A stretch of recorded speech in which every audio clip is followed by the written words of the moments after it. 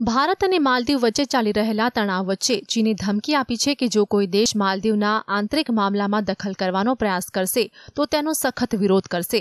માલદીવના રાષ્ટ્રપતિ મોહમ્મદ મુઇઝ્ઝ અને ચીનના રાષ્ટ્રપતિ શી જિનપિંગ વચ્ચેની બેઠક બાદ ઇસ્યુ થયેલા નિવેદનમાં એમ પણ કહેવામાં આવ્યું છે કે માલદીવ તેના દેશમાં ચીન વિરોધી ગતિવિધિઓને મંજૂરી નહીં આપે। માલદીવ વન ચાઇના નીતિનું પાલન કરશે।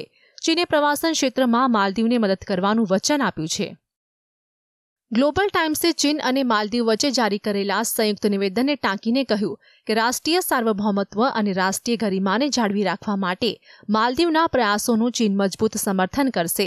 તે માલદીવની આંતરિક બાબતોમાં વિદેશી હસ્તક્ષેપનો પણ સખત વિરોધ કરશે। માલદીવ મક્કમતાથી વન ચાઇના નીતિને અનુસરશે, જ્યારે માલદીવ કોઈપણ બહાના હેઠળના ચીનની આંતરિક બાબતોમાં વિદેશી હસ્તક્ષેપનો સંપૂર્ણ વિરોધ કરશે। માલદીવ ચીનના રાષ્ટ્રીય એકીકરણના પ્રયાસોને પણ સમર્થન આપે છે।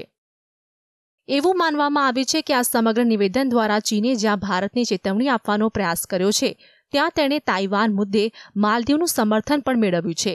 ચીન અને માલદીવે એમ પણ કહ્યું કે બંને દેશો પરસ્પર સહયોગના સ્તર અને ગુણવત્તાને વધુ વધારવા માટે સંમત થયા છે। ડિજિટલ અર્થતંત્ર અને અર્થવ્યવસ્થા જેવા ક્ષેત્રોમાં સહકારને મજબૂત કરવા માટે કામ કરવામાં આવશે, જે પરસ્પર લાભ અને વિકાસ તરફ દોરી જશે।